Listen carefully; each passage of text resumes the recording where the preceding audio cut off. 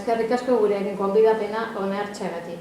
Lehenik eta behin, zorionak sariagatik. Nos reencontramos. Hace unos meses el motivo fue la herramienta Vida, herramienta para la detección precoz del deterioro funcional y enmarcada en el proyecto FONIS. Posteriormente, la jornada de innovación de la OSI Bilbao Basurto tuvo de primera mano la gran ocasión de conocer al detalle la herramienta Valintán, herramienta multidimensional con la que, si no estoy mal informada, se basa en aspectos a valorar relacionados con la fragilidad o la pérdida de funcionalidad. Ambas se centran en el mismo colectivo poblacional en lo que a edad se refiere. ¿En qué situación se encuentran ambas herramientas? ¿Están relacionadas en contenido y procedimiento? Sí, por supuesto que están relacionadas. Ya se ha comentado que las dos tienen que ver con la atención a las personas mayores y concretamente desde el medio asistencial de la atención primaria. La herramienta Vida, la escala Vida, es una herramienta que se creó para valorar lo que llamamos actividades instrumentales de la vida diaria, ¿no? Son actividades cotidianas que una persona mayor realiza a lo largo de su relación con la comunidad, ¿no? Y de su vida.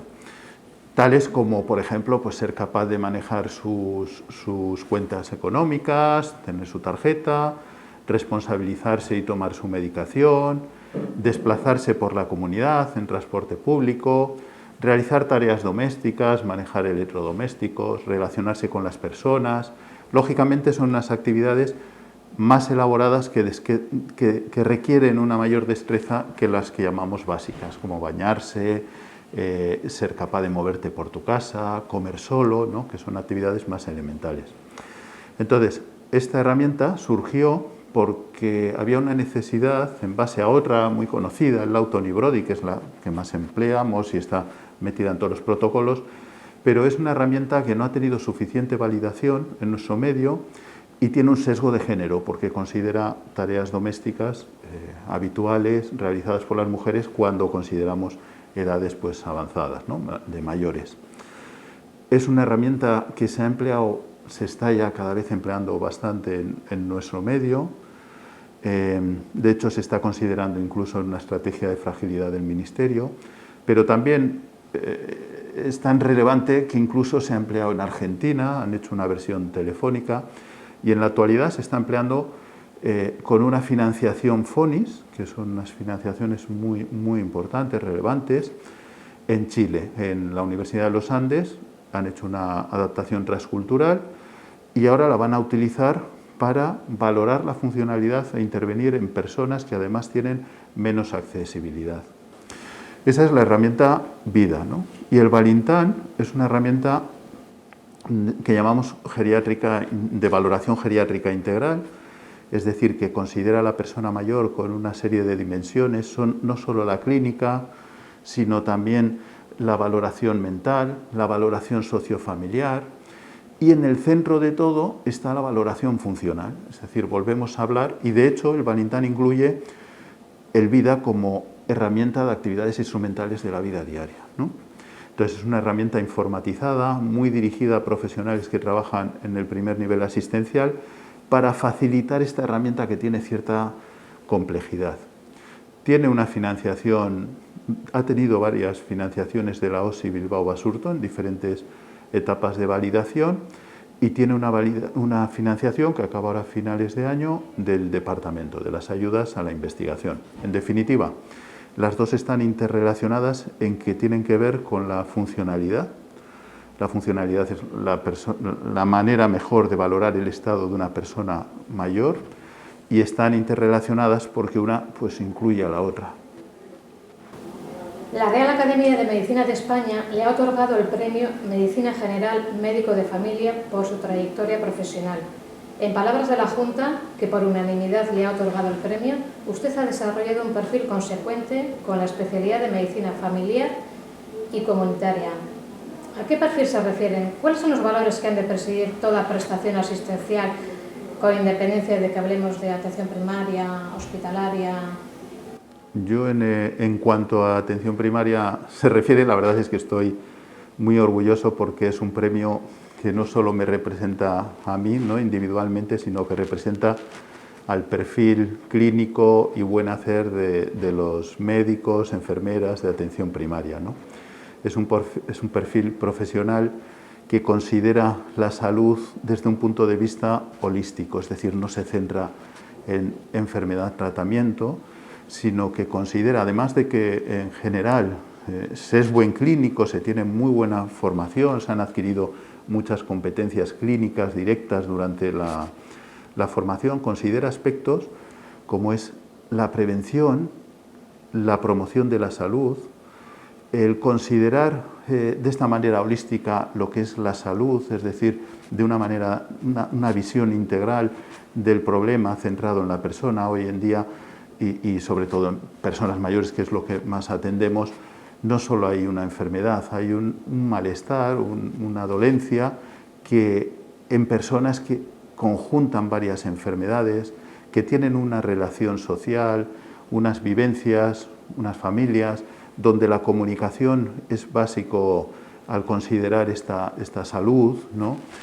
Y donde a veces tenemos menos visibilidad porque, pues bueno, esto de la prevención, yo diría, por ejemplo, ahora con esto del COVID incluso, ¿no? Que se habla, el balance de cómo va es pruebas positivas, ingresos, UCI. Sin embargo, hay una labor que está haciendo a destajo y vamos, de una manera muy sobrecargada la atención primaria, que es el despistaje, el prevenir, toda esta actuación de primera línea, ¿no? Y sin embargo, no se ve cuántas pues, diseminación del COVID se ha visto, es decir, este aspecto preventivo de promoción es básico, pero es más difícilmente visible, ¿no? Por otro lado, todos los profesionales tenemos que tener una ética profesional, ¿no? Que nos lleve a que a una persona o a un colectivo de personas hay que darle la misma salud, estemos donde estemos, lo haga quien lo haga, pero lo cual te lleva a una capacitación, tienes que estar bien formado o conocer tus recursos y manejarlos adecuadamente, saber manejar el nivel de incertidumbre de acuerdo a tu capacidad y luego dar una continuidad, que es algo también pues muy específico de la atención primaria, ¿no? Les vamos siguiendo, les vemos en el domicilio, en ese entorno sociofamiliar donde viven, ¿no? Y luego hay una serie de competencias más específicas que cada uno desarrolla en su especialidad, ¿no? Nosotros atendemos más en domicilio, controlamos los crónicos y hay que saberlo hacerlo bien. Y luego con unas actividades complementarias como son las que conjunta un poco el premio este, ¿no? Que es también haber desarrollado unas actividades, por así decir, extras, ¿no? Como puede ser la docencia o muy específicamente la investigación. Pero lo básico, yo creo que en todo profesional tiene que tener una ética profesional básica de que estamos tratando con salud y con personas y que tenemos un compromiso de desarrollar eso, nuestra actividad, con el mayor nivel de cumplimiento y de calidad. Es tutor de Medicina General y Comunitaria y profesor de Patología General en la Facultad de Medicina de la UPV. ¿Les habla mucho a los jóvenes de sus mayores? Todos los días, todos los días que vienen o que estoy con ellos, claro. Sí, por supuesto, es la población por prevalencia, porque es la población que atendemos mayoritariamente, ¿no?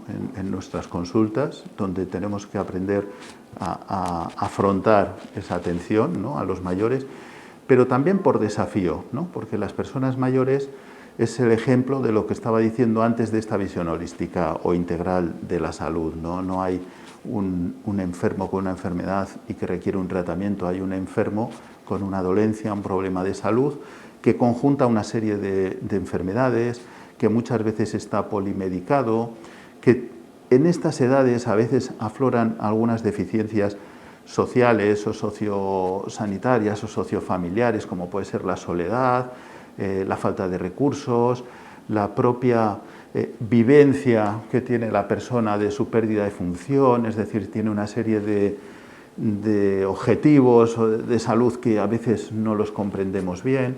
Por eso me gusta mucho, es un desafío, o sea, tú no te estás enfrentando a una insuficiencia cardíaca, un EPOC o una anemia, sino que te estás enfrentando a una persona X que vive o está viudo o vive sola o convive con otras personas, que tiene una insuficiencia cardíaca, un EPOC, una anemia, una polifarmacia y que tiene unas características sociales, sociofamiliares determinadas, ¿no? Y todo esto hay que meterlo en el puchero, digamos así, para intentar hacerlo lo mejor posible. Y es un reto porque necesita conocimiento, necesita competencias extraclínicas directas, como puede ser la propia formación. Tú puedes estar muy bien formado, saber mucho y sin embargo no saber desempeñar este manejo de la salud cuando tienes una persona delante.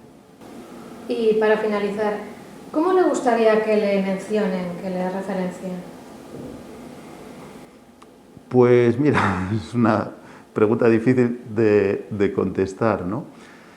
A mí me gustaría que se me mencione como alguien similar al resto de muchos compañeros míos, ¿no? Que día tras día pues hacemos la mejor medicina que podemos, directa, clínica, que nos seguimos formando día tras día, ¿no? que aprendemos mucho de nuestras actividades de docencia, los compañeros, la propia formación, que tenemos esta visión integral y un compromiso con la salud, ¿no? O sea, en definitiva, lo que es un médico de familia. Yo ahora ya, pues bueno, no estoy todavía muy cerca de la jubilación, pero bueno, cada vez estoy más cerca, ¿no?